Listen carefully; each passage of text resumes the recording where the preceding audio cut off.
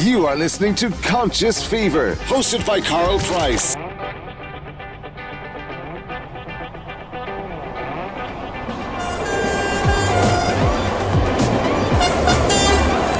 Ladies and gentlemen, the moment you've been waiting for. So listen responsibly.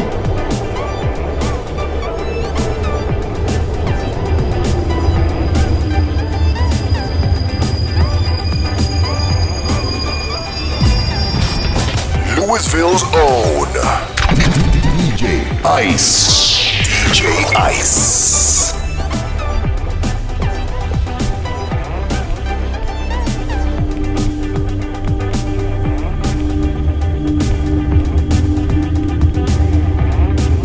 You are listening to Conscious Fever, hosted by Karl Price.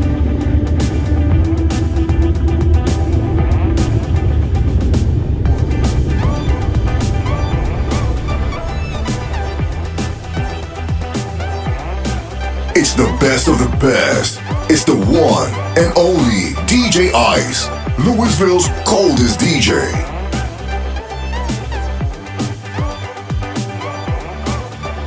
Ladies and gentlemen, the moment you've been waiting for. So listen responsibly.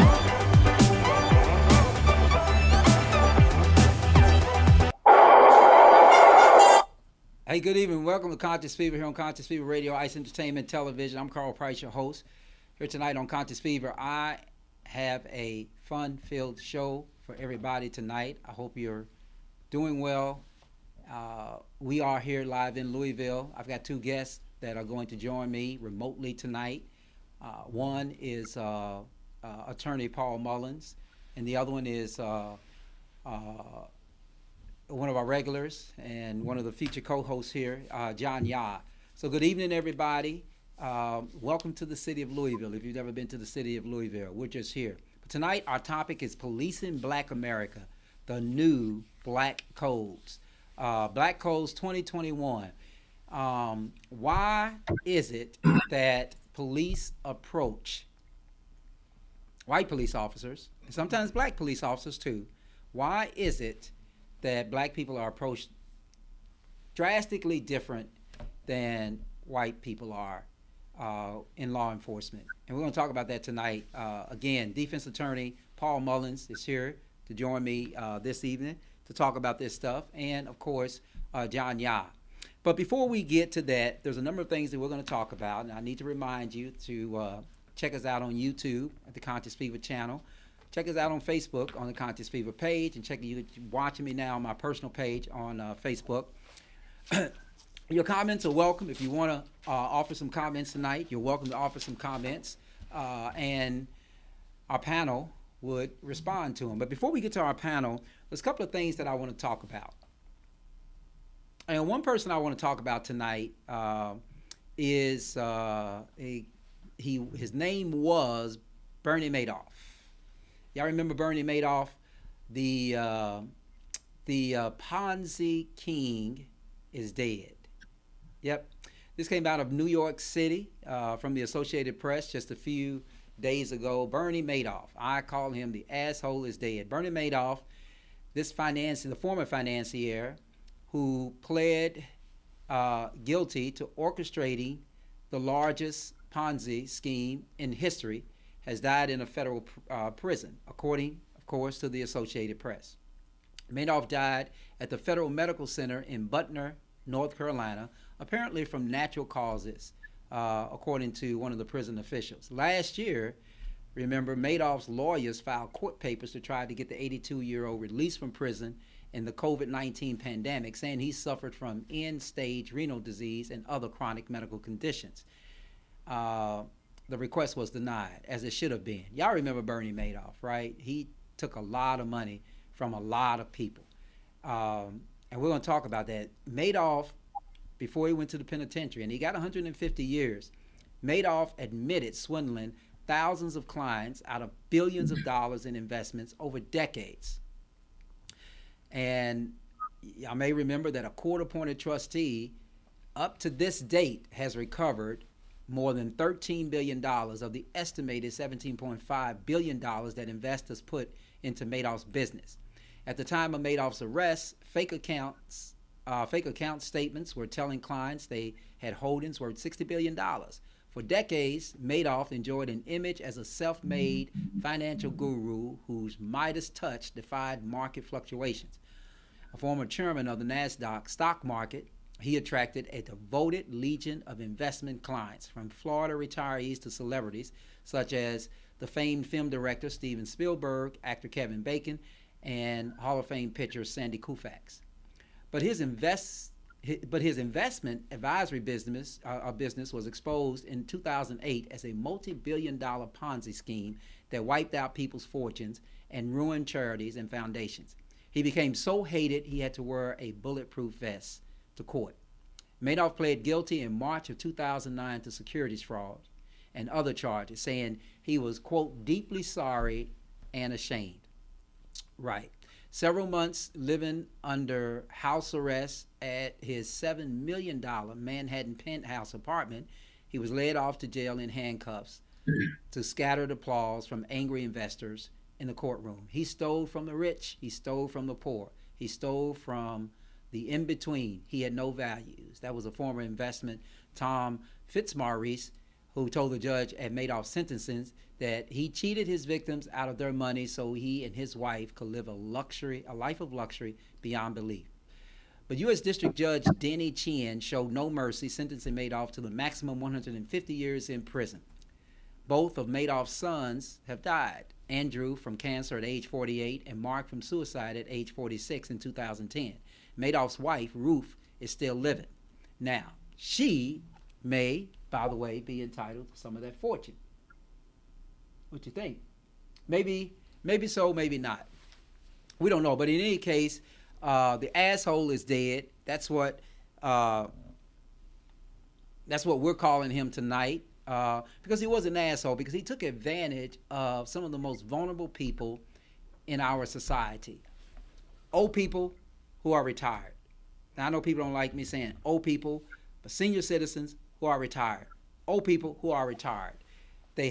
Most of those people have accumulated some wealth from their life struggles, as I call them, making it in America.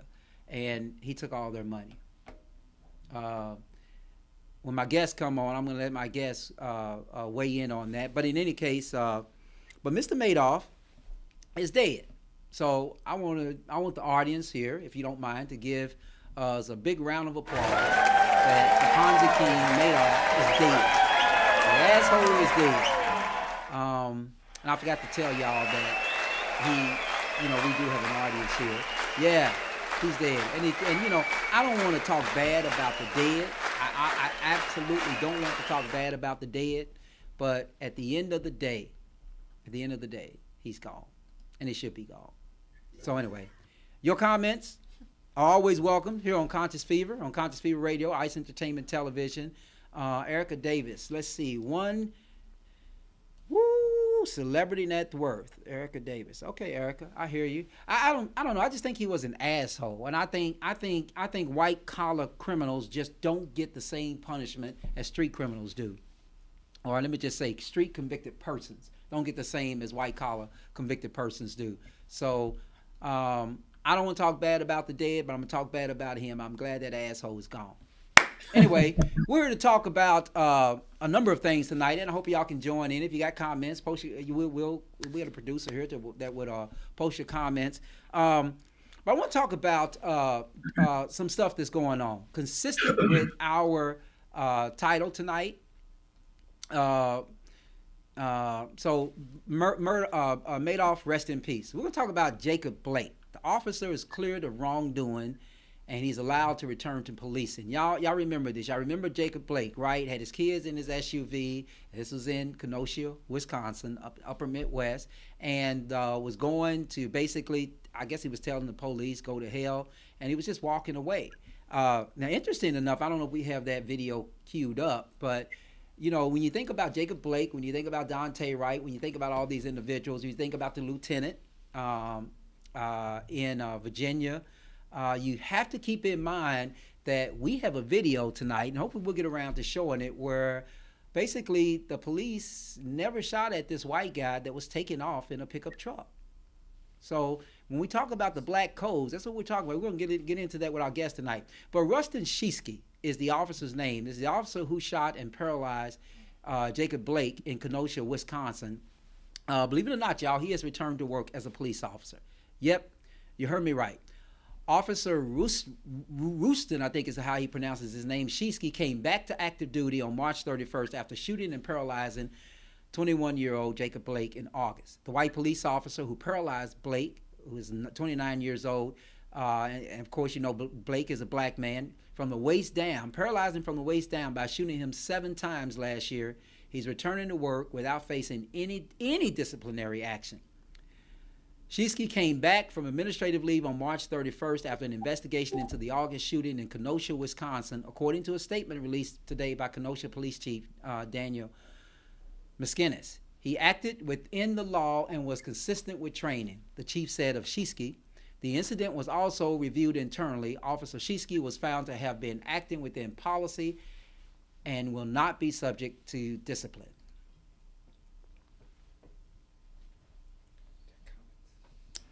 We have to return fire. Eric, I knew you would say that. We have to return fire. But this shit is so fucking tiring. Absolutely, Von Levon. I agree with that. I want to see if we can bring our guest in now just to comment on the return of the police. I don't know if we can, but if we can, there we go. We've got our guest. I'm going to come over just a little bit. Welcome, John Yah and Attorney Paul Mullins. Welcome tonight. How y'all doing tonight?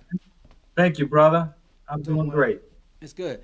Listen, what do y'all think about the return of Shesky to the police department? I mean, this whole idea that at Kenosha, the Kenosha Police Department did not find, or the investigators there in Wisconsin, or whoever was responsible for it, even though they said it was an independent investigation, basically have okay. I'm gonna get spanked, y'all. But anyway, listen. But basically, y'all, Paul and John, they have basically said he did nothing wrong in shooting Jacob Blake. And again, this whole concept, when we talked about on this show, you know, police in Black America, the 2021 Black Codes, it seems like it's okay for some white individuals to be able to walk away, actually get into their truck, and actually, you know, drive away. But but Jacob Blake was just getting in his car, and he got shot. And I think this gets back before I ask you guys to comment. I'm gonna tell you this, and then I'm gonna show you the video. I think this gets back to the whole perception of thinking, particularly that black men are just inherently violent. But I want y'all to take a look at this video, and then send y'all the link again. Do I have to shut this down or keep it on? You may gonna have to go back again.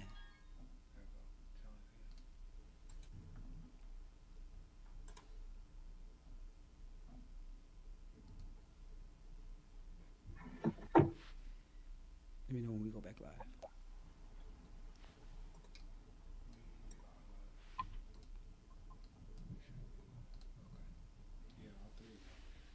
Let me see if we're back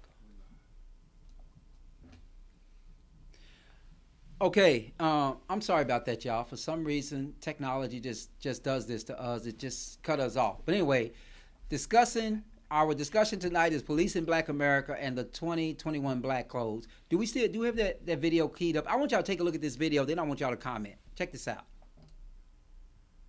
Oh. Oh my God.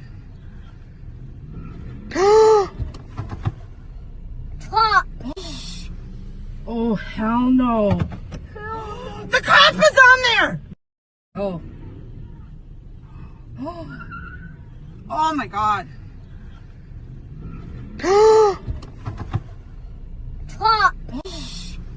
Oh, hell no. The cop is on there! Okay. Oh. So, I don't know if y'all saw what I saw, but I'm going to tell you what I saw. What I saw was a white man in Minnesota who the police was able to approach, that he was able to get into his car and actually drive away with the police officer on it. Your thoughts? Are we talking black codes, 2021 black codes, or what are we talking about here? I don't understand why that didn't require use of force at all. But I'm going to tell you what I saw. What I saw was... You don't understand why it doesn't require use of force. Is that what you said, Paul? Well, I mean, I see that we are quick to believe, and rightly so, that if there were a black man behind the car, he'd have been shot before the police officer got on the truck. Right, and I think that that's what's wrong with that. Can you light me up? I think that's what's wrong with that. I don't like to be a person who jumps to conclusions, but, you know. Right. What do you think, John? What's your perspective on this? I mean, this is, I mean, police in Black America obviously is a little bit different. When we look at Dante Wright and we look at Jacob Blake, obviously we've got some issues here. Correct. What we have is a different value of two different human beings. And so when you talk about the value, you got to talk about where did people get this value that we are worthless or we don't have any value, okay? Now, of course, we see this trigger all over the country happen over and over again. It's almost as though there is two sets of individuals, one white and one black, and there is this energy that we have of what we think of police, and there's this energy what police think of black people, okay?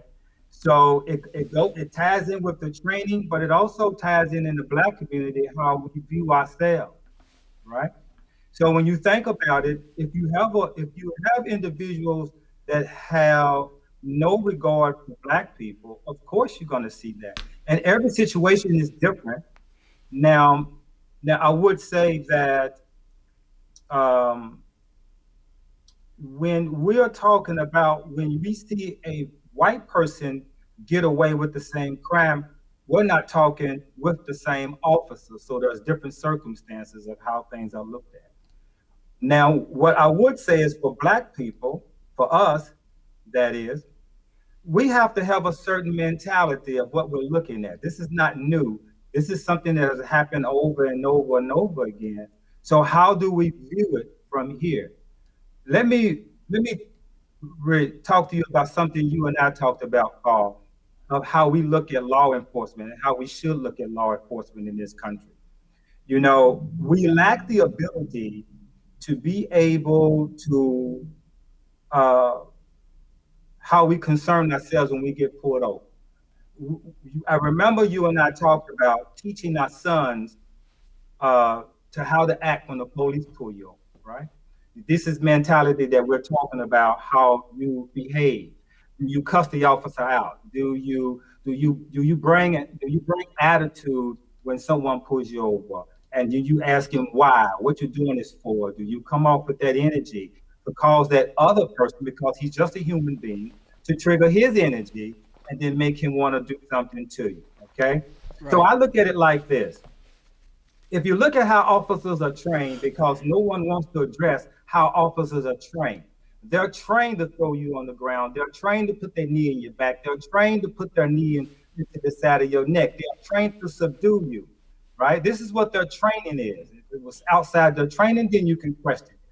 So let's say, for instance, you got an individual that's got a gun, a taser, a billy bat, and he's trained to put his knee on your neck. Now, if you view this individual as with mental illness, how do you see him now? When you see someone that we will call mentally deficient, some people will call retarded, or some people will call mentally handicapped, and we see this individual with a gun, how do we treat him? Don't we treat people that have a mental disorder sort of nice? Do we lack the ability to how to serve to get what we want from that individual? In other words, if an individual displays a mental illness, how do we treat him? Do we be rude to him? No, we don't. So we act differently. And so this is maybe how we have to act towards police officers when they pull us over. We have to see a mentality that they will kill us, right? If you view it in that sense, maybe our attitudes will be different when we get into these situations. Interesting. Very, very interesting point. So at the end of the day, John, then it's. I mean, you cannot reason with a mentally ill person, right? Well, if you not going to address the training and how they pick police officers, how rookies are put into the worst neighborhood first, and how the organization don't choose young black men to be officers to portray black neighborhood. If you're not going to address them things, then you might as well look at this as people with mental illness that have a gun and a weapon that can use it against you. Right, right. Paul, your thoughts? I think that one of the things that he talked about is something I've talked about many, many times with you before, Karl, is the police training. I think when you take police officers who have a duty to serve and protect as their motto, but you give them the same type of training that you give your Marines who have a mission of seek and destroy, that's contradicting, and they should spend a lot of training on how to deal with people rather than how to subdue people. I'm no expert in training. I just know that in my years of being an attorney, you talk to police officers, and what do they always talk about? Their boot camp, their training, how it was like the military, and they enjoy it. Now, I'm not saying that everybody's bad, but if you get a bunch of toys, you're going to want to play with them. If you get tasers, if you get billy bats, if you're taught to use destructive moves on people, you're going to want to play with those toys. And that's the way they seem to get more training on how to be a military. I ain't going to say Rambo, but because I'm not going to. I mean, call it what it is. I know, but I'm not going to disparage police just unilaterally and say they're all bad. But when you put a bunch of people in a training that is designed, that's fun to subdue people, they subdue people. And when you have Chauvin, or however you say his name, I mean, the reports are that he was, kind of gleeful in his actions when he had his knee in the guy's neck. Right. And it's not because necessarily, maybe he's a racist, maybe he isn't, but it's more along the training. They're not trained to look at the person as a human, and especially if they're black and they have that bias in their background where they didn't interact with a lot of black people growing up, or that they don't see black people as their equals. That only, exacerbates the problem. Right. And before we end this show tonight, we're going to talk about potential solutions. I know we've got a lot of comments, and we want to respond to some of those comments. Von Levon, an attorney up in Indianapolis, said this isn't a training issue. What do y'all say? Is it not a training issue? Is it not a training issue, John? Of course, it's a training issue, and it's like he was saying, it's taking it to where you look less to the individual as a human being. Once you take that away, you can do anything you want to do with them. Once you put a label on someone and you label them different than yourself, you'll automatically diminish them as human beings. So yes, it's in the training, no doubt, but it's also in how they choose officers, how they pick them, right? I mean, the training is more than just the physical training. If you look at the language that police officers use, they don't identify people as names. They're all perps. And so if everybody's a perp, they have nicknames for black drug dealers. Just listen to them talk. I mean, they are trained, and that is if you're already a racist, it's exacerbated. If you're not a racist, you may have tendencies based on your actions acting like everyone else around you. And so it is definitely the training. You can train people not to dehumanize people. Right. Interesting. Let's move on to another black man that was killed by the police without giving the benefit of the doubt that he could drive away in his vehicle, just like the white guy that we just showed was able to drive away in his truck with the police officer hanging on. Let's talk about Kim Potter and what's going on there. So, and we're going to talk about Daunte Wright. The former Brooklyn Center police officer Kim Potter made her first court appearance this afternoon. She's charged with second-degree manslaughter in the fatal shooting of course, the motorist you all know now to be Daunte Wright. And this was on April 11 when this occurred. Appearing via Zoom from the office of her attorney, Earl Gray, the 48-year-old Potter said few words, acknowledging the judge's questions with the occasional yes, and only appearing on camera for fleeting seconds. During the appearance, which took less than 5 minutes, Judge Paul Scotkin set the date for Potter's next hearing. for May 17th at 1:30 p.m. in front of course, Judge Regina Chu. He confirmed that Potter's bail has been set at $100,000 and noted that she must remain law-abiding, promise to make all future court appearances, and refrain from possessing or transporting any firearms. Now, you all may know now that Potter resigned her position with the Brooklyn Center Police Department on Tuesday, and shortly before noon Wednesday, she was arrested and taken into custody by agents from the Minnesota Bureau of Criminal Apprehensions. They call it BCA up there. She was booked into the Hennepin County Jail and posted bond after Wednesday evening. If found guilty, Potter would face a presumptive sentence of 4 years in prison, 48 months, according to state sentencing guidelines. Minnesota's statutory maximum for second-degree manslaughter is 10 years behind bars. But experts at a TV station there said that it would be extremely unlikely that she would get the maximum. She shot and killed 20-year-old Dante Wright during a traffic stop Sunday afternoon. Her and the former Brooklyn Center police chief, Tim Gannon, submitted their resignations Tuesday. Gannon said he believes that Potter shot Wright by accident, mistaking her gun for her taser. Wright's family and civil rights attorney Ben Crump, who represents them, said they don't believe it was an accident. Crump pointed out that Potter worked for the Brooklyn Center Police Department for 26 years and even trained other officers. According to the criminal complaint, after pulling Wright over for a traffic stop, officers discovered that he had an outstanding arrest warrant for a gross misdemeanor weapons charge. Officer asked Wright to exit the vehicle and informed him that he was being arrested for an outstanding warrant. As the officers attempted to make the arrest, Wright re-entered his vehicle. In her body camera footage, Potter can be heard shouting that she will use her taser before shooting Wright once in the chest with her handgun. Okay, so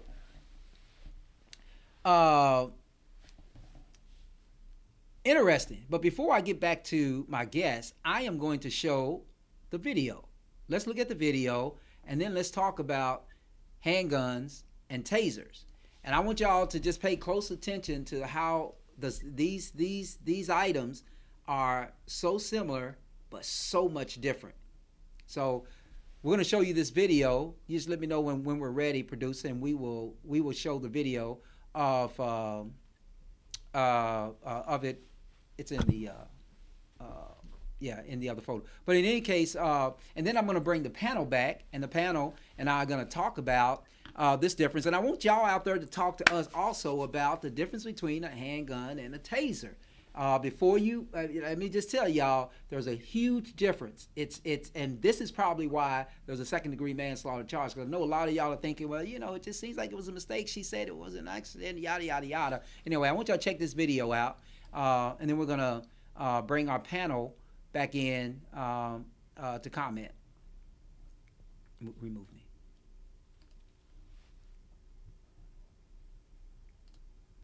All right, Rick, today we're learning new details about the police-involved shooting that led to the death of a 20-year-old black man in Minnesota. The incident that started with a traffic stop led to unrest on the streets of Minneapolis. The officer who shot and killed the victim says she meant to take out the taser, not the gun. ABC's Andrea Fujii has the details. Brooklyn Center Police releasing this body camera video of when police say an officer intended to use her taser and instead accidentally shot her gun, killing 20-year-old Dante Wright. Police say after Wright was stopped for a traffic violation Sunday afternoon, they determined he had an outstanding warrant for a misdemeanor offense. Police began taking him into custody. There was a struggle, and as Wright tries to get into his car, the officer can be heard yelling, "Taser, taser." But the chief of police saying the officer fired her gun instead. The officer heard saying she just shot him. Police never finding a weapon in Wright's car and calling the incident an accidental discharge. This appears to me, from what I've viewed and the officer's reaction and distress immediately after, that this was an accidental discharge that resulted in a tragic death. All right, back to our panel. Y'all heard that. I think I was offended, first of all. I actually watched this news conference live. I watched it live.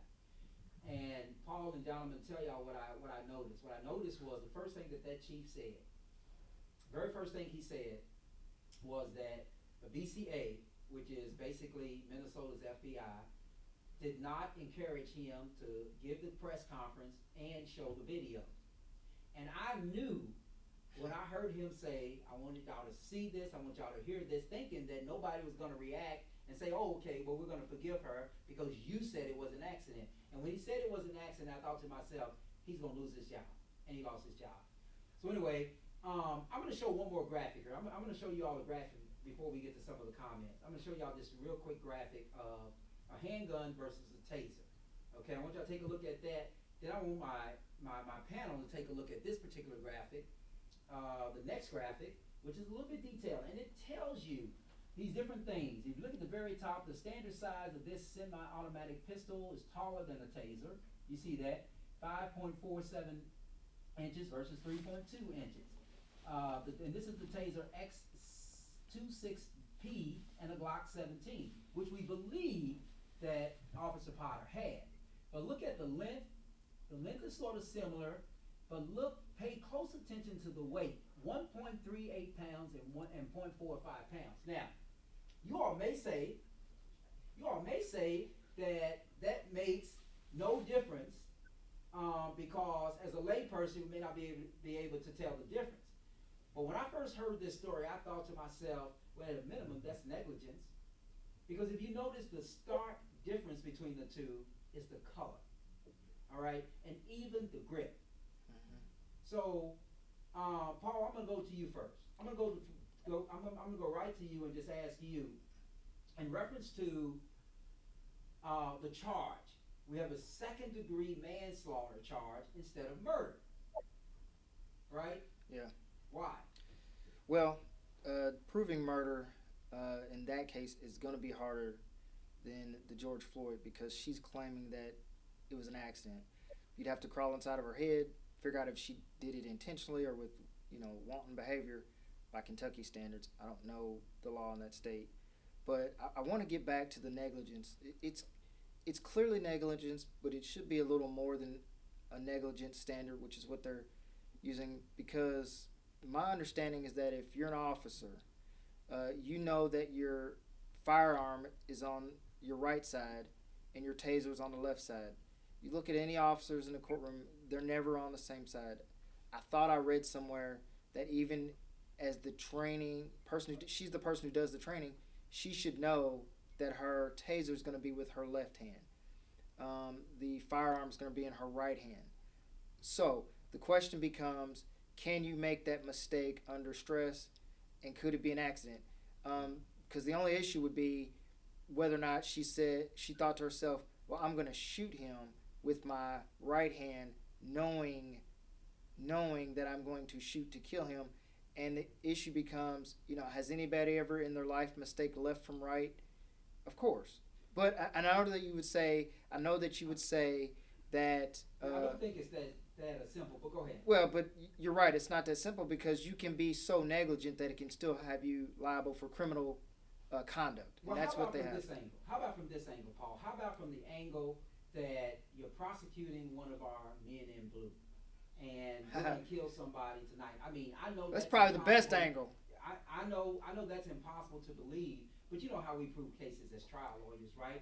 First thing we do is we get emails, we get text messages, we get all of that stuff, and we don't just go by somebody who just shot somebody and say, "Oh, I think I shot him." Well, okay. You've been on the police force 26 years, right? And so she should be charged with the higher crime and let the jury decide whether or not it was negligence. Absolutely. But here's the concern I have, John. Then I'm going to get to you. The concern I have is this, and I know I threw that theory out there, and I'm just that's just hypothetically. What if you find emails where she says, "I'm going to kill a nigga tonight," or today, or something like that? But or something on a Facebook page or in one of these. That would prove her intent.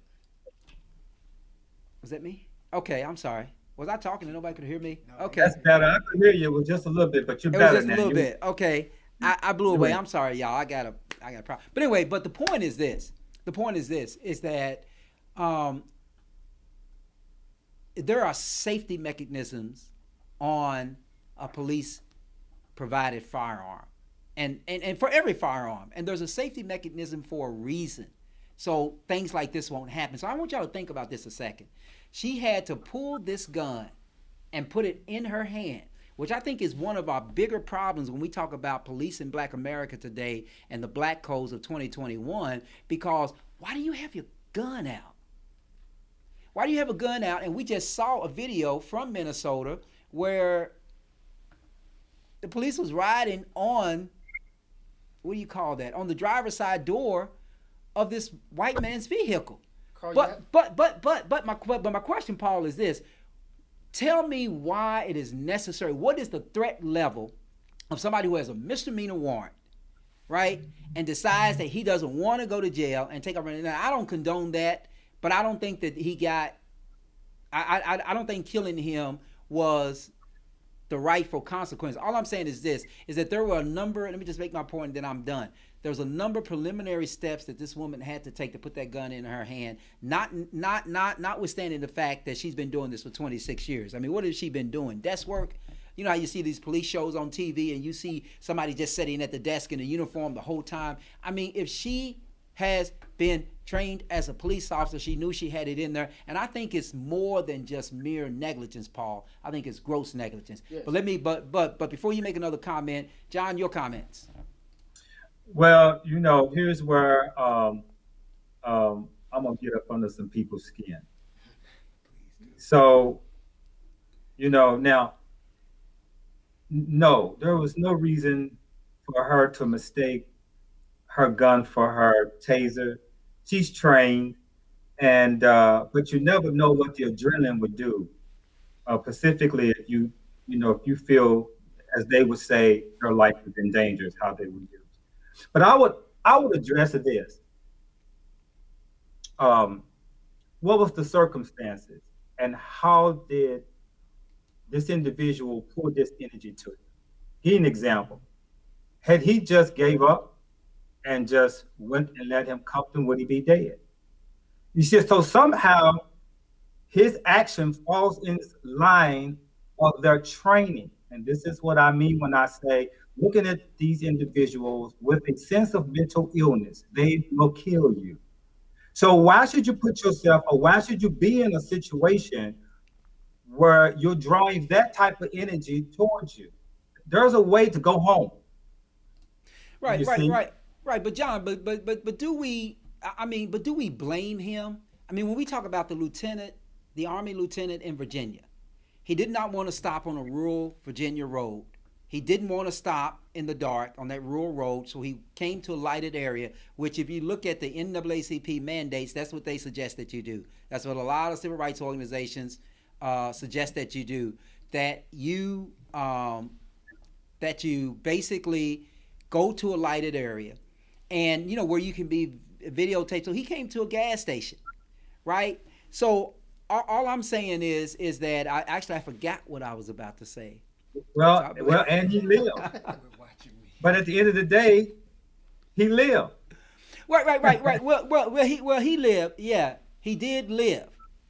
But I think it was but I think it made a huge difference that he had an Army fatigue on, also. And not only did he live, he did not get charged. Okay, so, but my point to you is this: is that there is a sense among these young black males, because their parents are telling them this. I'm not sure if I would advise my son of this, but parents are telling them this. They're telling them, you know, go somewhere where it is safe, right? Call somebody. But the moment this kid would have reached for his cell phone to call somebody, he probably would have been shot under these standards that you're talking about, John, right? So all I'm saying is that it's one thing to say maybe you should just comply. And I agree, you know, when the police officer pulls you over, you know, follow the commands. They have the authority to tell you, say, so long as they stay reasonable. But the problem is, we're basically the insurance of your small business dream. But without the suggestion of, but without, we have some, but without, now I forgot my thought. I'm sorry. Go ahead, John. You were saying. Well, again, I'm not justifying the shooting. What I'm trying to explain is that somehow there's an exchange of energy. There's a victimization, there's this victim energy, and there's this other energy that wants to make you a victim. Somehow they're drawn to it. And so now we're going to see this over and over again, and then it triggers what? Because what triggers our emotions? racism, somebody killing somebody because they black. These trigger words, right? And so these trigger words continue to go over and over again. And then what we have riots, we have this emotion, we have the riots, then we have the looting, and then it calms down, then it comes back up again. So somehow are we somehow calling this in on our lives somehow, where we are always in this same situation over and over again? See, I'm not emotionally concerned. I'm more concerned with the solution than I am with the problem, because no one really talking what we can do to change this. So Carl, you brought up a question asking. Good point, John. Yes, Go ahead, Paul. you brought up a question asking why she would mistake, and I don't want to call inside her head, but the reason why it's really quite simple. Yes, it has to do with training, but the fact of the matter is, I read in an article.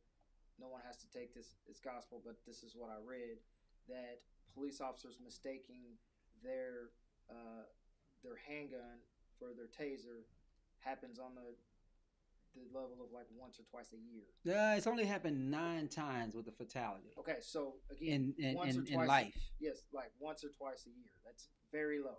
That's because police officers are trained to know the difference. Correct. So you're asking me the question, why would she do this?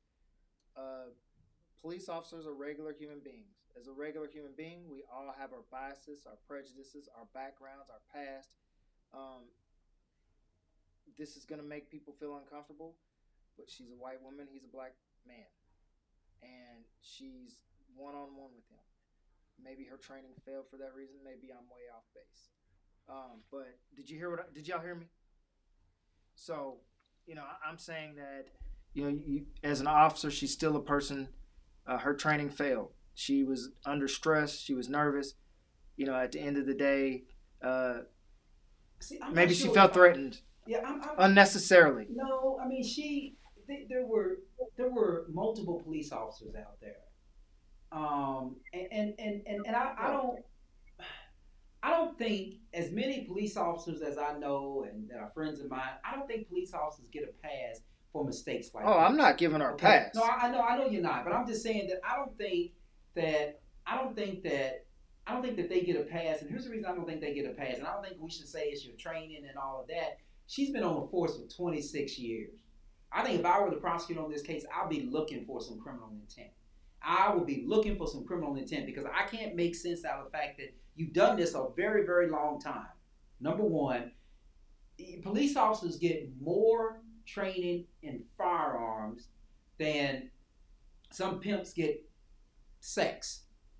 Okay? I'm just going to tell you, because they do it departmental, as it's ordered by the department, and then they do it on their personal time as well. So so that's number two. How do you mix up the two? They are just remarkably different. Well, to Carl, me. Hold on, Paul. They're remarkably different. And then three, I have a problem with the 2021 black codes. That is that we're dealing with the black man, so we're dealing with a threat, right? We're dealing with a threat, and when you come off, just like John was saying earlier, when you come off with that on your mind, it's already fucked up for you to begin with. But if you come to a traffic stop with this whole ideal that, okay, I'm pulling over a respectful person in this community. He's a citizen, which all of us are, right?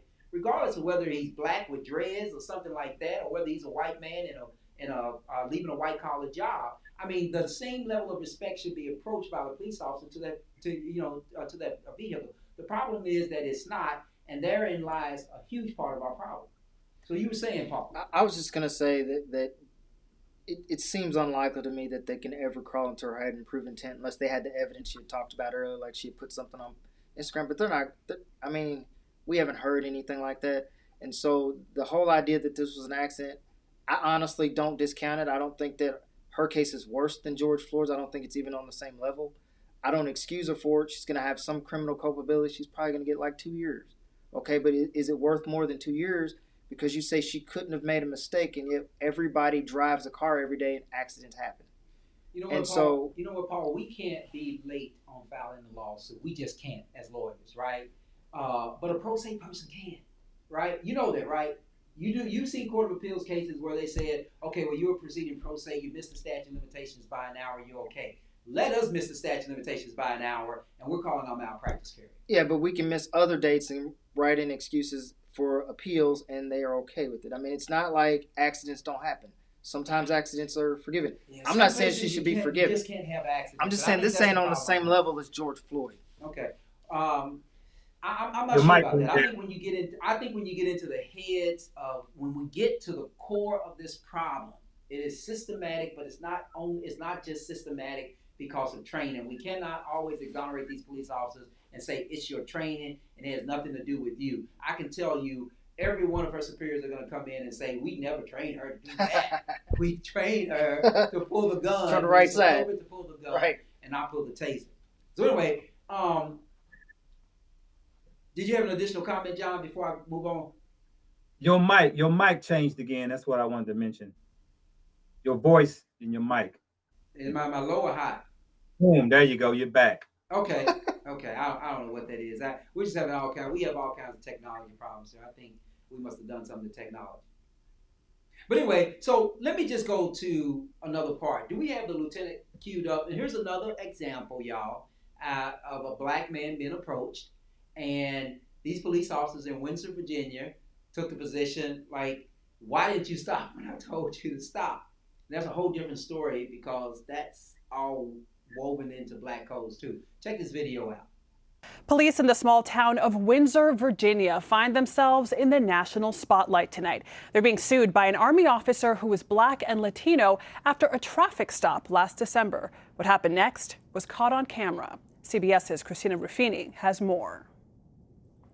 Get out! Get out the car! Get out now! I have not committed any crimes. In body camera and cell phone video, Army Second Lieutenant Karen Nazario, still in his uniform, keeps his hands visible out the window of his new car, while two Windsor police officers, guns drawn, order him to get out.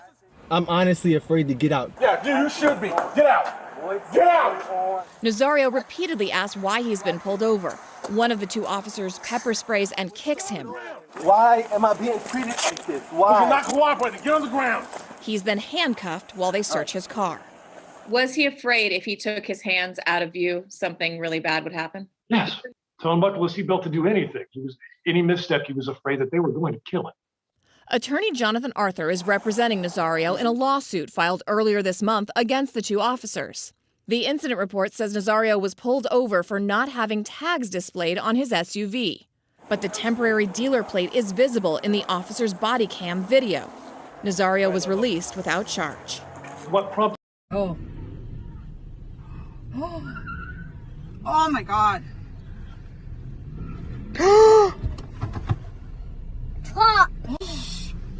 Oh, hell no. The cop is on there! Okay, y'all. So we showed those back to back just to see the different treatments. And so when we talk about policing Black America in 2021, are we dealing with black code? I mean, this lieutenant, John, did everything you would expect someone to do just to respect the authority of the police officers. You don't really have an obligation to pull your car over when the police tells you to pull them over. Believe it or not, y'all, you really don't. Unless you're actively fleeing the police, but you actually have room. The law gives you a reasonable amount of time to go to a safe place because police officers pull you over for traffic violations, right? Sometimes on the highway where the speed limit is 75 miles an hour, 70 miles an hour. You just can't stop in the middle of the highway. So you have an opportunity to reasonably go and proceed to a place. The fact that the police officers get upset because you do that, and it seems like they get doubly upset, at least these police officers did, doubly upset because he was black and had tinted windows and actually had a brand new temporary tag in his car. When you mentioned that about pulling over to a safety spot, that sounds ideal, but are the officers trained? Is that in their training book to allow you to do that? Do they have the discretion to allow you to pull over? Is it in their rule book? You see, I'm hearing that. John, you would be surprised. You would be surprised at what's in their rule books that they don't do. You would be surprised. Okay. Go ahead. Right. So then, if that's the case, then there's a whole lot of officers should be losing their jobs right off the bat.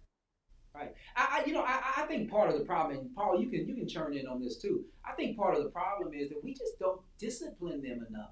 If y'all remember back during the Breonna Taylor, when it was at its height, when it was right at its highest in last spring, one of the things that we discovered was that the FOP contract is written in such a way that police officers are hired by the city, but the city has very little control over.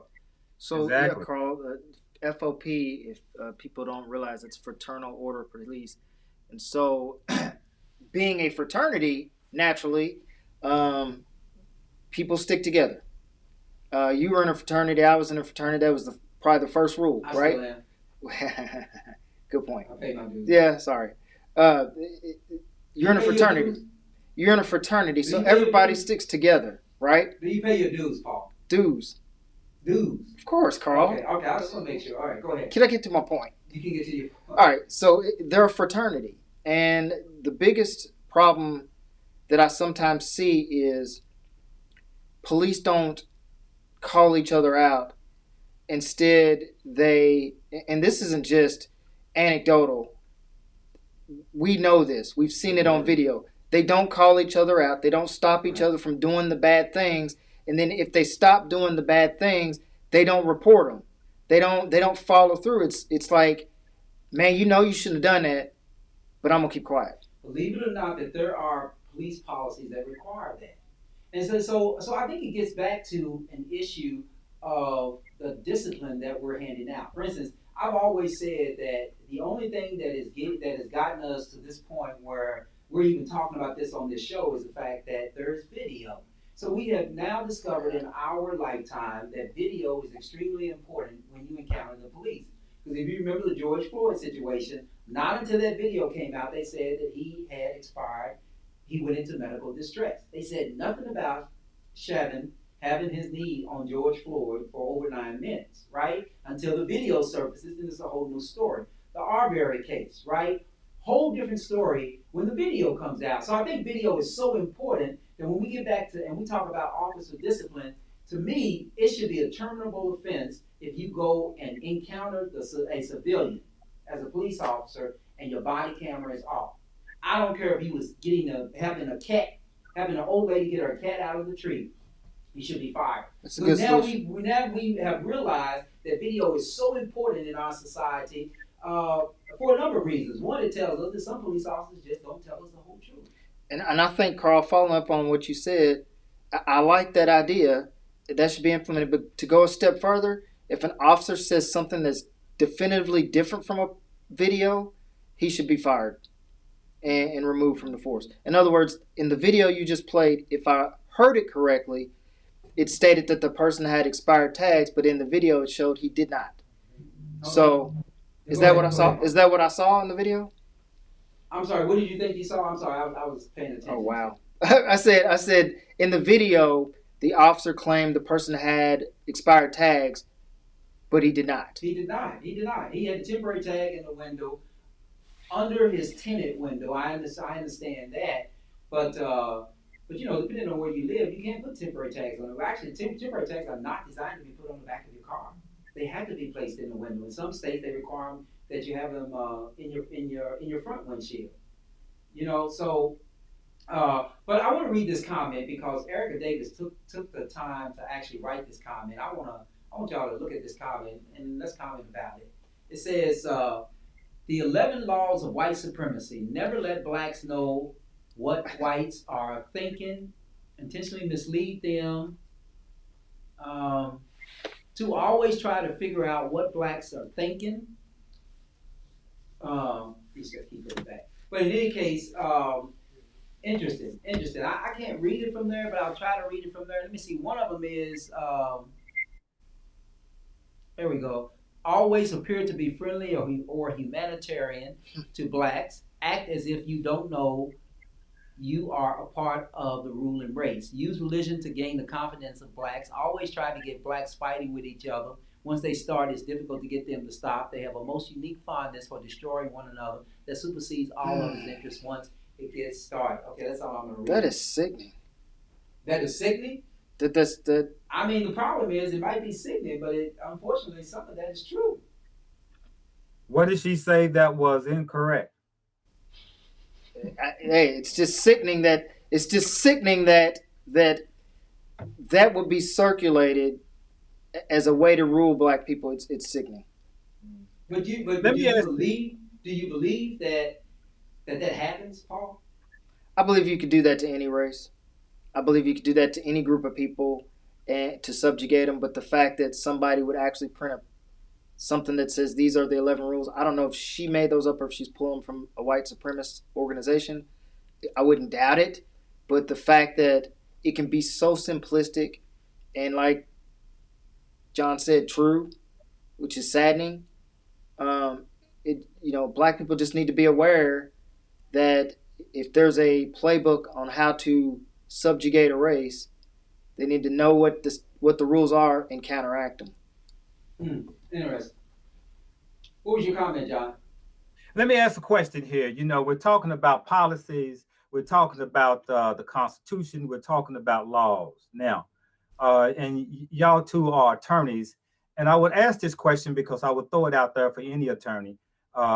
In other words, what's the solution for an attorney to see it instead of the wait until something happened to file lawsuits and waiting to see what cut you can get from that? Well, now what I'm asking is that what is the solution to prevent it from happening? Let me give you an example.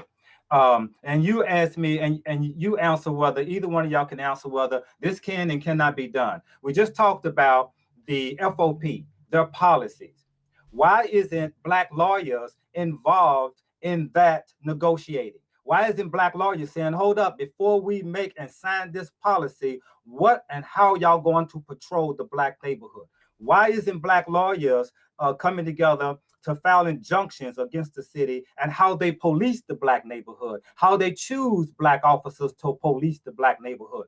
Why isn't these issues being addressed from a lawyer standpoint, from the Black lawyers? Because it would be simple to file injunctions to create an investigation of what's going on. We can talk about all these shootings over and over again, and we wait until after the fact, and then we see the Black attorneys with the rolling in with the big money, right? With the big settlements, right? And then poof, they get the money, they go away. There is nothing being done to prevent it from happening. Since we're talking laws and policies, and you guys, the Black lawyers, are the ones who can read and understand these policies more than the common Black person. Why isn't there a vanguard for Black lawyers taking this initiative to prevent? The prevention goes inside of looking inside their policies and saying, no, we don't want this. And how do you stop it to prevent it from happening from a lawyer standpoint? Right, from a lawyer standpoint. And let me just say this. First of all, I would say this because it sounds like that there was a presumption in some of what you were saying. And let me just get rid of one presumption. As lawyers, and I guess Paul can comment on this also, as lawyers, I didn't go to law school to defend the Black race. Okay? Now let's keep that in context. Because if you put the onus on Black lawyers, then what you're saying is that we went to law school to be NAACP lawyers and do like Thurgood Marsh and all those guys did back in the day. What I just said doesn't mean that we shun ourselves away from what's happening in the community. No, we don't do that at all. But trust me, we all went to law school just like somebody else went to business school. Went to law school to come out and make a living for our family, raise our family, and have a wonderful life. And we should be able to do that and not worry about having the onus on our back of saying, okay, that guy got stopped by the police and I need to go and do some right with it. I think there are organizations out here that actually do that job. And they do it very well. The NAACP has been doing it for years. In fact, a lot of those cases that went up to the United States Supreme Court started right here in Louisville because they did it. Okay, so I don't think that it's necessarily my obligation, unless I'm hired, quite honestly, to do it. And I know that's gonna invite some interesting comments, but I'm going to say that because I'm not going to be put on a pedestal and say, okay, there's a black guy that was stopped. Why don't you come out and do that? Now, let me talk about the policy. The policy is not a black lawyer issue. The policy is an issue for all of us in this community because one of the things that we fail at too often, I tell you this to everybody, one of the things that we fail at as a people, in my opinion, is that we don't put ourselves at the table to be the decision makers. You have people out here who say, I don't vote, okay? And they say, and they have a myriad of reasons why they don't vote. But the reality is that all these protesters that are protesting across here in Injustice Square and Breonna Square, I always ask the question, why are you out there doing that? Why don't you take that energy and channel it towards replacing the people who are making the decisions? So, and what I mean by that is that we don't have any statute of limitations here in Kentucky, in the state of Kentucky, on felonies. So it's not the end to all that these officers are not indicted. Go out, find somebody who is going to tell you on the campaign trail that he or she is going to get elected into that office and present that case to the grand jury. And then that should be our focus. So to me, it's a global issue, and it's a global responsibility of all of us as black people to actually make sure that we're part of the decision-making process. You may have seen the show some time ago here on Content Sphere, I think last year around the Breonna Taylor, when the Breonna Taylor story broke. And one of the things that we talked about was who signed off on the FOP contract. It was the county attorney, it was the FOP president, it was the mayor of the city of Louisville, and it was the attorney for the FOP president. So therein lies our problem, because if we're not, and then you look at all these clauses in this contract that says we can't fire a police officer for this, we got to put him on administrative leave, or when you file an internal affairs complaint against the police officer, what's going to happen is that if you don't show up for the first meeting with the officers investigating the internal affairs complaint, then guess what's going to happen? They're going to dismiss it, they're going to file it away, and in 30 days, nobody is ever going to be able to talk about it, even when this police officer goes to another department, even though he may have sparked a complaint by beating the hell out of somebody. So anyway, your thoughts, Paul? Well, I mean, John said that lawyers, I know I don't want to repeat what you said about responsibility of lawyers, but John, a lot of times policies are shaped, created, and made through, lobbying, for instance. And that's not always lawyers, but even the lobbyists who are lawyers, and I don't want to sound like I'm not hearing you, but lawyers still have to get paid. Like if I spend all my time fighting and defending causes, I don't make money. And, so it takes organizations who raise money to hire lawyers to do those things. But just black lawyers in general, Karl's right. We're all independent businessmen who once hired to do a job, sure, we'll go do it, but we can't really go out and just say, I'm going to file an injunction, because first of all, we need a plaintiff. We can't just file it on our own because we think it's a good cause. We need a plaintiff, someone who has reason to file an injunction, and that person has to come in our door. We can't go solicit those people. So part of what you're saying is that black lawyers need to take the lead, and while that has a certain grain of truth, we can't just go out and do things without a cause. And I hope that answers you, but I hear what you're saying. I think what you're actually wanting to say is that you think the black lawyers in the community should take more of a leadership role, and that may have a lot of merit. But I don't think that they should be put on a pedestal as the saviors of the black community, even though a lot of people look at lawyers with a lot of respect. But there are doctors, there are pastors, there are other people in the community who have the same level of respect, who can lobby even better than certain lawyers. So it's a community effort, and it has to start with an organization rather than an individual. Right, but I think it goes from another angle too. I think when you talk about it from another angle, John, and this is the angle that I'm hearing you from. The angle I'm hearing you from is that police officers, those police officers who will never be charged with George Floyd's murder, those police officers who were never there at the scene, they have a responsibility to have prevented that also. Because this is not the first time Derek Chauvin has done something like this. I mean, and that's what happens. You go back into these files and you find out more and more information. So what I'm getting at is that we all, in terms of the black lawyers, in terms of the police department, we all have an obligation to report wrongdoing, right? And I think police officers don't do that. I think police officers don't do that enough. That's number one. And number two, as black lawyers, I can tell you oftentimes when I've had my clients and I've seen something that has really happened that I think that has wronged this individual, even though I go into the criminal side of the court and get that case dismissed, then I have a conversation with my client and say, you need to sue these son of a bitches. Coming out, taking out warrants on people, knowing that the warrants are bogus, these people get arrested, they serve time in jail, and then all of a sudden the case gets dismissed and you don't have any consequence. See, that's why I think we have to take the lead in terms of being obligated. You still need a plaintiff, though. You have to have a willing plaintiff, and sometimes absolutely, there's always a willing plaintiff. But let me just say this real quick before because I want to deal with the comments. I want to deal with the comments, and as we deal with the comments before we get out of here, I do want to say something, but I just forgot it again. Karl, you getting old. You getting old, man. Right. Yeah, we're not going to have time to talk about the Chauvin stuff, but we'll come back next week because maybe we might have a verdict by next week, and we can talk about it. But one of the things I do want to do before we get out of here, I want to talk about some of the comments that we've heard. I think the comments are really interesting, and then I want you guys to just comment on these comments. All right. Here's one here. All court officers work for the court. They don't have the liberty to fight against police and the courts. Your thoughts? I guess she's saying all court officers. She's saying like all lawyers. I think I said the same thing earlier, Karl. Basically, that we can't go in and fight a cause without a plaintiff.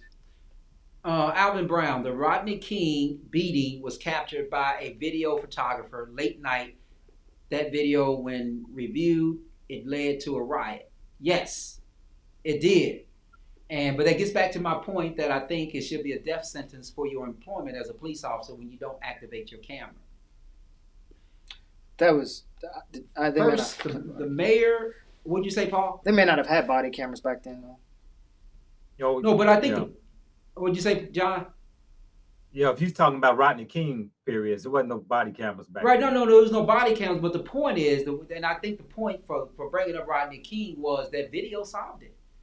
I mean, nobody would. It didn't solve it. Rodney King, they were acquitted. No. Listen, no, I didn't say it convicted him, Paul. I said the video solved it. Right? We had a case because of video. Yeah. That's the only point I'm making. How important video is. Even how important video was for Rodney King. We wouldn't even know about Rodney King other than another Negro that went to the LA County court that day and pled guilty to something, right? Had it not been for the video. That was the point in Rodney King. Is Chauvin going to be the next Rodney King? I don't know. Let me just tell you this. Derek Chauvin's trial is showing us that even if you commit a murder on video, it will still take 4 weeks to put on enough evidence to even hope for conviction. Von LeBon, and I know you're an attorney, so I'm going to say this. Let me just give you my comments, and Paul, you can comment. John, you can comment also. I think what I like about what the prosecution is doing is that they're not trying these cases in a vacuum. I can tell you many times as a prosecutor, I had video, I had everything I need, and I could have just walked in that courtroom and said, listen, let me just show the video, and this case is over. I think these prosecutors are not taking that approach. I think these prosecutors are taking that approach that says, listen, we know that these cases have gone to trial. We know that these cases involving police officers killing black men have gone to trial, and prosecutions have not been successful. We know that we've been successful with in Dallas, and somebody getting, the one that killed both of them gets 10 years. We know that we were successful in Minnesota when a police officer shot a motorist and got convicted of manslaughter or murder or one of those homicide statutes, according to the homicide statutes up there. But it was a black male Muslim police officer who shot a white, blonde, blue-eyed Australian. Okay? Right. So that's the only case in there. Minnesota has convicted police officers and sent them to the penitentiary, but the circumstances were remarkably different. And I think we all would agree with that. So, your comment, Paul. Well, I was going to say this, Karl. I've talked to you at lunch. You know that I have been afraid that Chauvin may get acquitted. And I'm going to tell you why. It's not popular. But if he gets acquitted, it'll be for a very, very, very simplistic reason. We can all say race. We can all say that. And yes, that plays a part. But the real reason is this.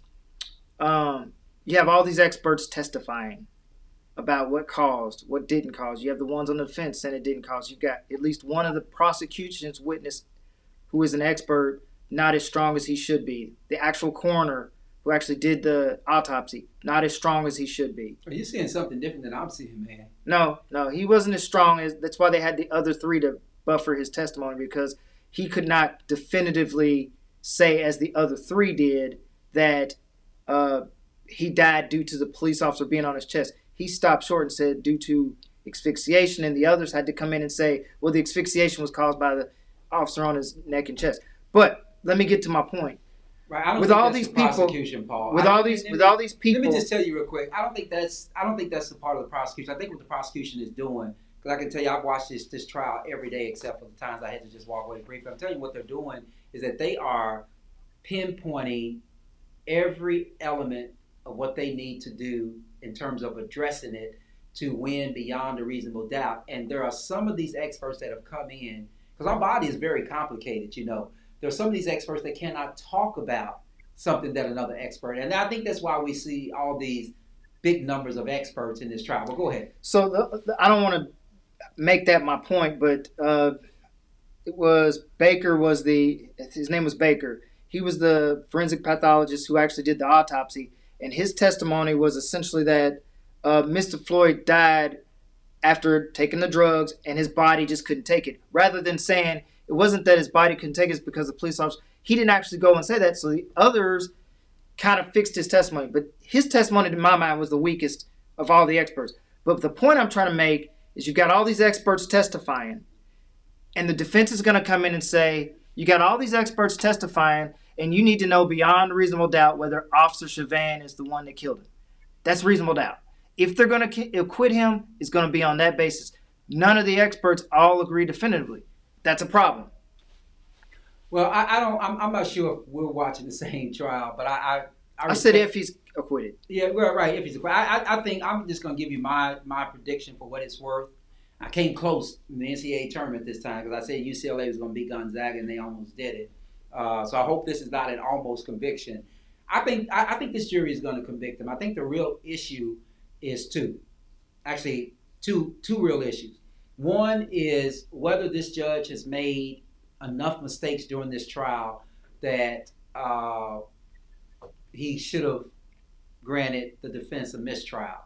Now, there was some stuff that happened today. It was very, very edgy. I don't know if y'all watched the trial. It was very, very edgy because the prosecution was doing this rebuttal case, and the judge said, and anytime if any of y'all listening, or me and Paul, when we try the case, especially as a prosecutor, I would tell you, you try a case, you put on your evidence, the defense put on their evidence, and then you have an opportunity for what is called rebuttal. And only the prosecution that has that. In a civil case, the plaintiff is the only one that has that rebuttal string, right? So you have that opportunity to rebut what the defense has said. In other words, getting the last word. And when you get that the judge today said, prosecutor, you can have the last word on this issue of carbon monoxide or something like that, but you have to stay away from this other area.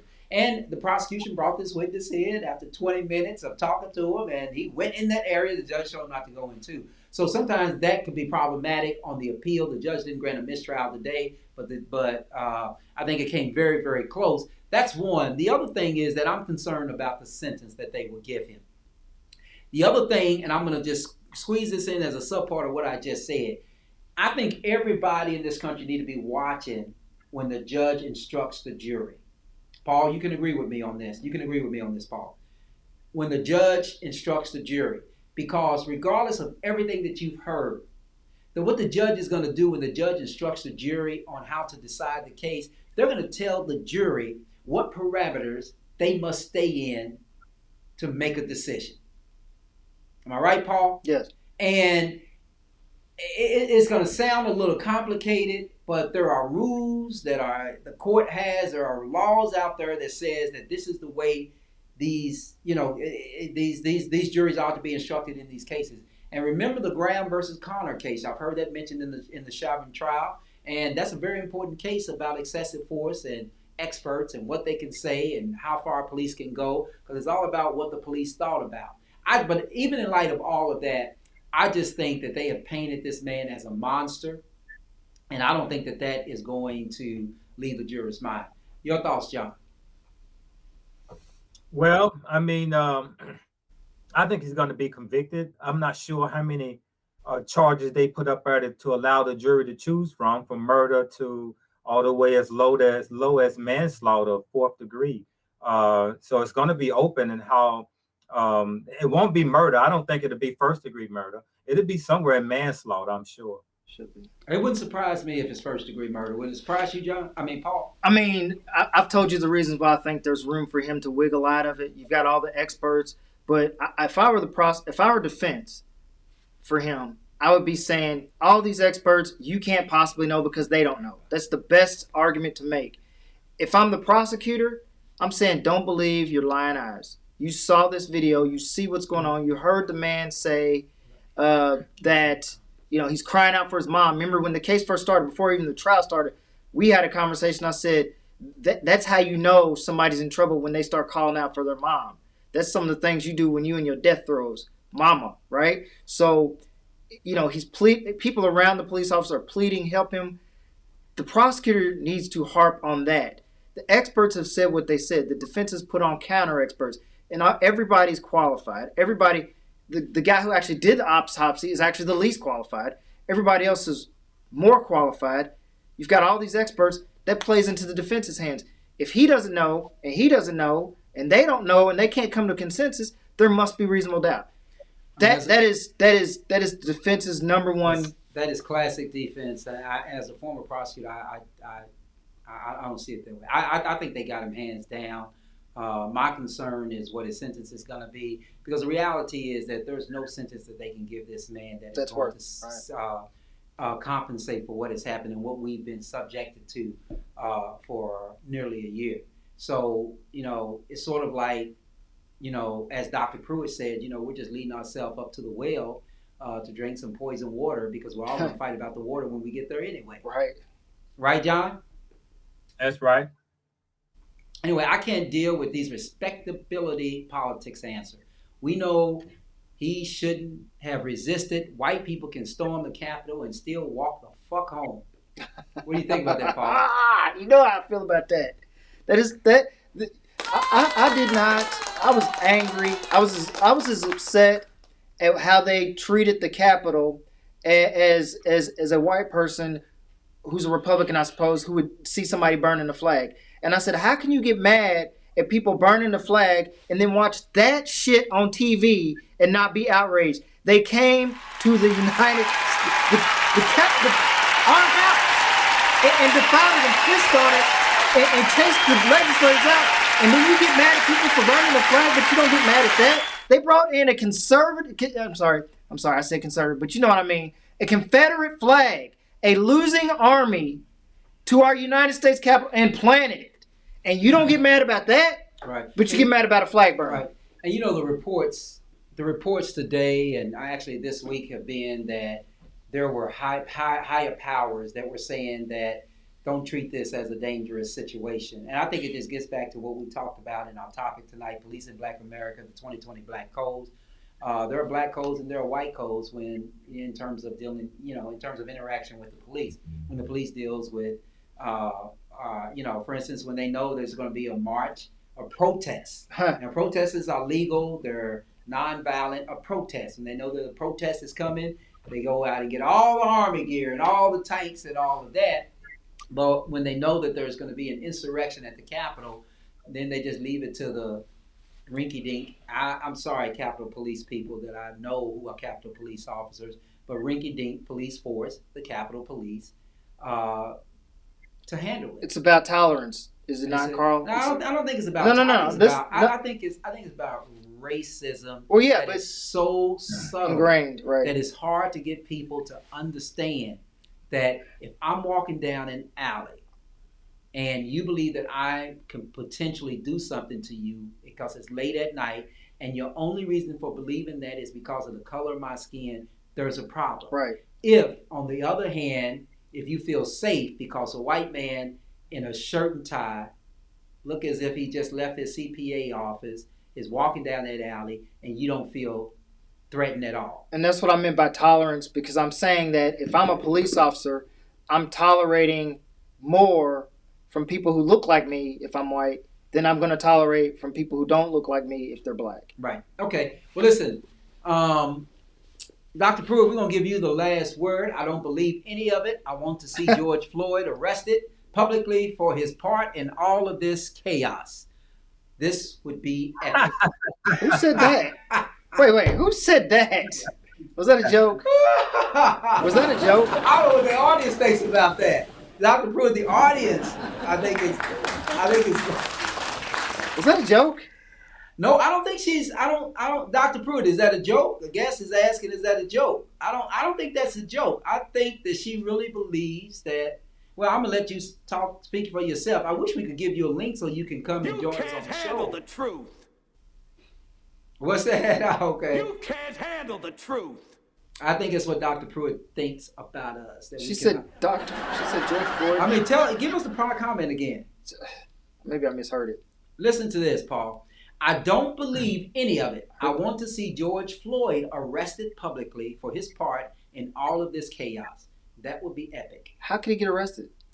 That's why it would be epic. That would be, right, John? That would be epic on epic if we could arrest George Floyd. But of course, I know why Dr. Pruitt is saying that. And now she said, no, it's not a joke, honey. I believe we're going to do a show about the use of the word honey, Dr. Pruitt. I'm going to tell you, that has racist overtones. I'm just going to let you know. We're going to talk about that. You shouldn't call people honey. That's belittling people. Honey or dear. Wow. Never heard that one. You never heard that? I never heard that it was belittling. We gotta watch it. Anyway, we got to get out of here. Paul, she said she believes it's all staged. Okay. I'm not engaging. We'll engage her. She's right there. I'm not engaging. What your response is to her. She's a doctor of what? I don't mean to insult her, but a doctor of what? Medicine? Dr. Pruitt. Okay, she said she will call you baby, Paul. Paul's single. John, what are you laughing at, man? Why are you laughing, John? Hey, in her, where she's coming from is that, somehow there is a constantly trigger that we constantly go through all the time with us as African Americans in this country. And I sometimes wonder, why are we so easily fooled to draw into this? Let me give you an example real quick before you close out. And of course, I would love to hear what's the solution and what we could do from here, specifically for us as a people. But let me say this, we talk about the Capitol being stormed, and I find it's interesting that Black people will be upset of the Capitol being stormed, and it's almost as though, wait a minute, do we like this country? Do we trust this country? Or do we not like this country? Well, we don't have our own country, John. If we understand who's our enemy, how do we identify our enemy? I would ask anyone who's out there causing to the fight, who's the enemy? Are you fighting the government? Are you fighting the police? Or are you fighting white people?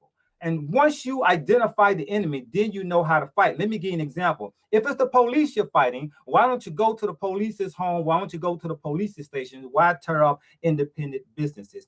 If it's the government you're fighting, why don't you advocate for people to stop paying taxes? Okay, that'll be number one. Why are you paying taxes to the very government that's oppressing you, right? And so we got to understand, and if it's white people, how do you identify racism and fighting white people? So I'm like this. My enemy's enemy is my friend.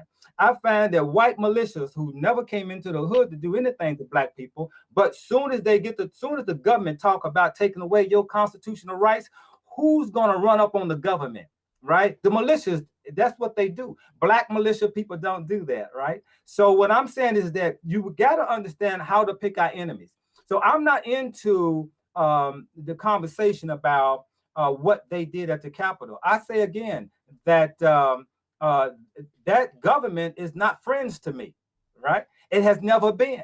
And if you continue to look at the killing that's going on over and over again, you would have to agree that something's wrong with the system. Well, if something's wrong with the systems, what are we doing about it? Are we just constantly voting into it? Are we constantly playing a role into what is actually oppressing us? Do we pay taxes to these police officers that's oppressing us? Where do we come up and say, hey, we're going to stop this? Well, the system is not a person, okay? The government is not a person.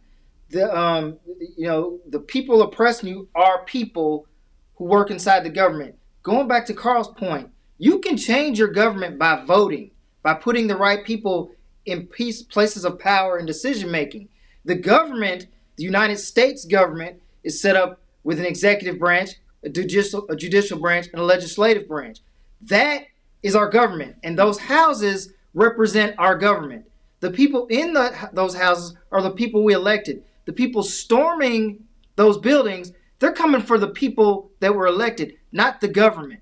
And they don't have a right to just go into the government places where we put people and take them out because they don't like them. That's where I find anger. It's not about, well, the government is oppressing me, so I don't need to protect what I own in this government. No, you protect what you own in this government and you replace the parts in the government. The system that we have is like the rules of a game, okay? We have to play within the rules of the game to get what we want out of the game. And we can't sit here and say, well, I don't like the rules of the game, therefore I ain't playing the game. You're not going anywhere like that. You're not going to win or lose. So if the rules of the game are this is how the United States system works, you elect people, you put them in power, and they decide what happens in your life, that's the game you got to play. You can't take a back seat and say, well, I hate the government, so I ain't doing shit. Because that don't work. Well, let me tell you this.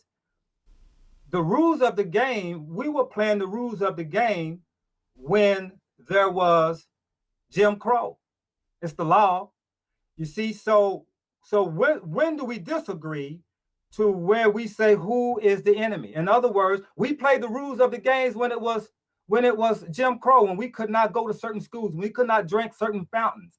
That was the rule of the game. That was the game, right? But we played the rules and we won. See, the Jim Crow doesn't exist like it did before. It still exists in our minds as black codes, but we're still playing the game. You give up playing the game, it goes back to Jim Crow. You got to keep playing the game. I agree with you, but actually we're still fighting the same fight. Even though Jim Crow had ended, we're still with the same struggle under the same system. My question is, where do we go from here to cease in the unlawful or the injustice of black killings and what's going on? See, we're talking about these different disparities of where black people can't run into the government, but white people can. Black people getting killed, white people are not. Where do we do? Because it's the system we're talking about. We're still talking about the system, whether we're talking about police officers or we're talking about the United States government. We're still talking about the system. And we're still continuing to fight and make, we're still continuing to fight and make changes. Nobody said that these changes were going to come overnight. See, 200 years ago, we don't have the rights that we have now. And I'm not saying be complacent. I'm not saying don't worry, be happy. I'm saying you cannot give up the fight and say, since I don't like the rules and I don't like the government, I give up. And I'm not saying you're saying that, John, but I'm saying that I'm still mad that they did that to our house. And not only am I mad, I'm mad at the lack of similar response. If Black Lives Matter had done that, you would have saw water hoses, guns, whatever. That's what we presume. I don't know that to be a fact, but I'm saying it's true. Okay?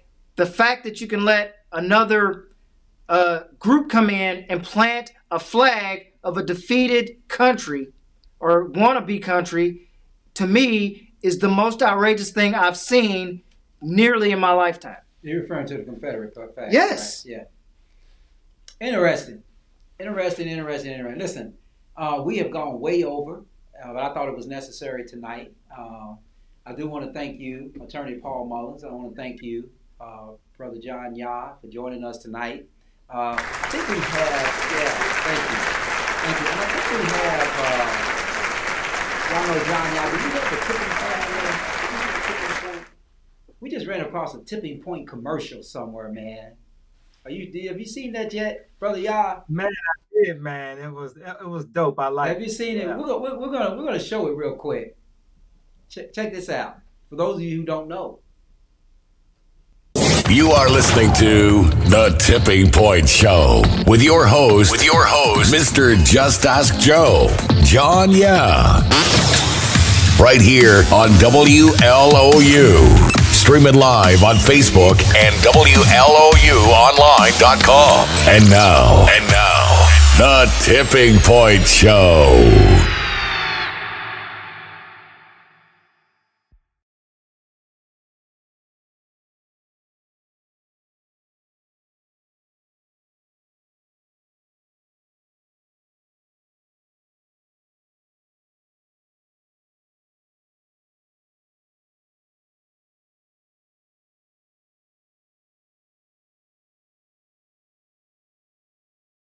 Thank you, John Yah. Thank you, Paul Mullins, for joining me tonight here on Conscious Fever on Ice Entertainment Television, Conscious Fever Radio. Show tonight was Policing Black America, the New Black Codes. I want y'all to stay tuned to Conscious Fever as we move forward. I am going to have the pleasure of interviewing a doctor who just happens to be my daughter in about 2 weeks. So I want y'all to join the show on April 29th. She's going to talk to us about black veterinarians and black pet owners. Should be some interesting discussion. April 29th here on Conscious Fever. Anyway, get us back up there, or so I can tell them goodbye, or if not, I am going to go ahead. I'll go ahead and just end the show. Listen, thanks for joining us tonight. Again, Paul Mullins, attorney, thank you for joining me. And John Yah, thank you for joining us here tonight on Conscious Fever. And my apologies for running over a little bit late. But I think this is going to make for a remarkable show and remarkable discussion. And thanks to all of y'all for joining us tonight and staying up with us tonight and offering your comments, your very interesting comments to everything that we heard. I'm Karl Price. This has been Conscious Fever on Ice Entertainment Television, Conscious Fever Radio. We are going to go out. I will see you all next week.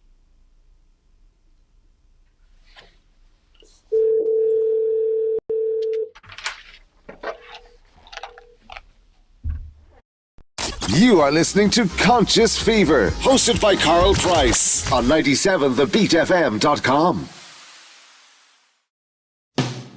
I was born by the river in a little tent.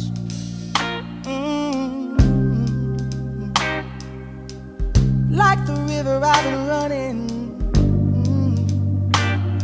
ever since. It's been a long time coming, but I know change gonna come. Oh yes it will.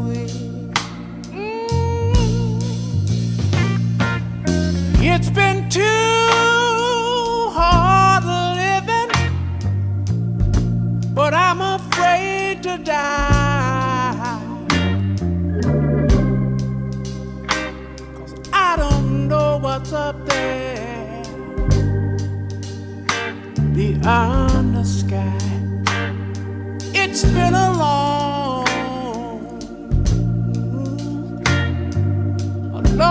time coming, but I know a change gonna come. Oh yes it is.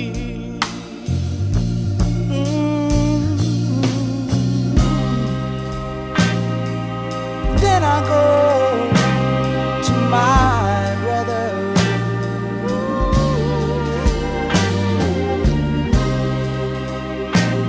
And I say, brother, help me please.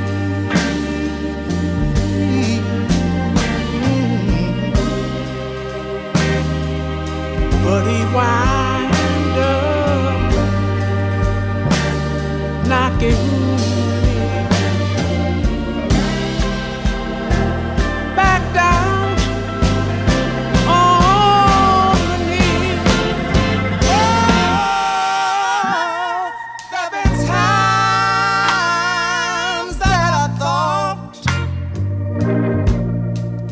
I couldn't last for long, but now I think I'm able, Father, to carry on. And it's been a long time coming, but I know